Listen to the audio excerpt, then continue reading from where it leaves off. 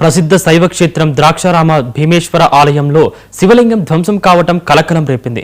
ఈ పురాతన శైవ క్షేత్రంలో జరిగిన దారుణం పట్ల భక్తులు తీవ్ర ఆవేదన చెందుతున్నారు. ప్రభుత్వం ఈ వ్యవహారాన్ని ప్రతిష్టాత్మకంగా తీసుకోవడంతో పోలీసులు 24 గంటల్లోనే కేసును ఛేదించి నిందితుడిని అదుపులోకి తీసుకున్నారు. మరోవైపు విపక్ష వైసీపీ నాయకులు ఘటనా స్థలాన్ని సందర్శించి ఘటన పట్ల ఆవేదన వ్యక్తం చేశారు. ధ్వంసమైన పురాతన శివలింగం స్థానంలో కొత్త శివలింగాన్ని హడావిడిగా ప్రతిష్ఠించడం పట్ల అభ్యంతరం వ్యక్తం చేశారు.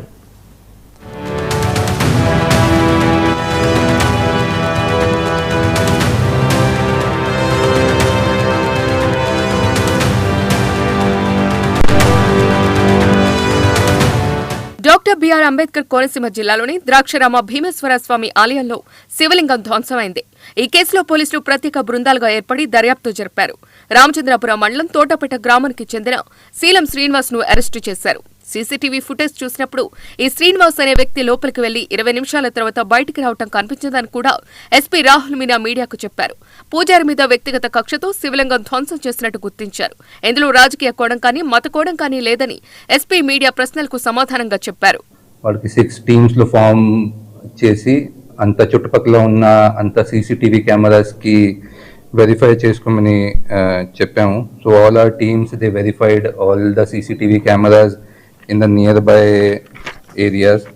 అది సీసీటీవీ కెమెరాస్ ఐడెంటిఫై చేసిన తర్వాత ఒక్కొక్క సీసీటీవీ నుంచి we got one footage in which ఒక పర్సన్ అక్కడ nearby that pond and that area కొంచెం లాయిటరింగ్ చేసినప్పుడు ఒక పర్సన్ ఫుటేజ్ దొరికింది. That person was seen going inside the temple through one gate and coming back within the span of 15 to 20 minutes. అది CCTV కొంచెం డీటెయిల్డ్గా మనకి verify చేస్తే we identified one person by the name శీలం శ్రీనివాస్. అతను అంటే రామచంద్రపురం మండల్లో Thotapeta village నుంచి ఉన్నారు. అతనికి based on the scooty in which he has come and his clothes మేము ఐడెంటిఫై చేసి అతనికి we have caught him.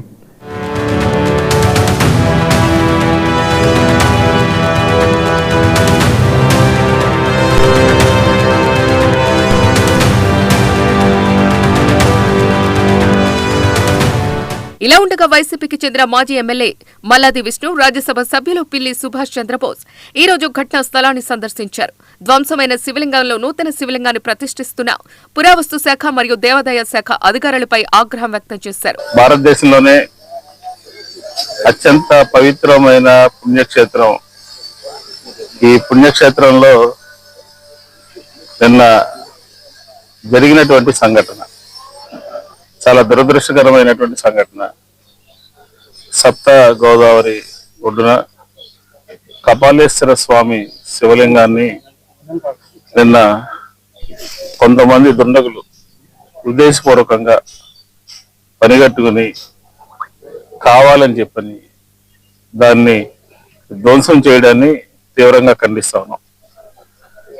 ఈరోజు ఉదయం మా సంబంధించినటువంటి పార్టీ పెద్దలందరూ కూడా బోస్ గారు, అలాగే ఇక్కడ కోఆర్డినేటర్ గారు, అలాగే త్రిమూర్తి గారు, జగ్గిరెడ్డి గారు, ఇంకా పార్టీ కౌన్సిలర్లు, పెద్దలు, నాయకులు అందరూ కూడా వచ్చి దీన్ని పరిశీలించి ఇలాంటి సంఘటనలు హిందూ సమాజం యొక్క మనోభావాల్ని దెబ్బతీస్తాయి.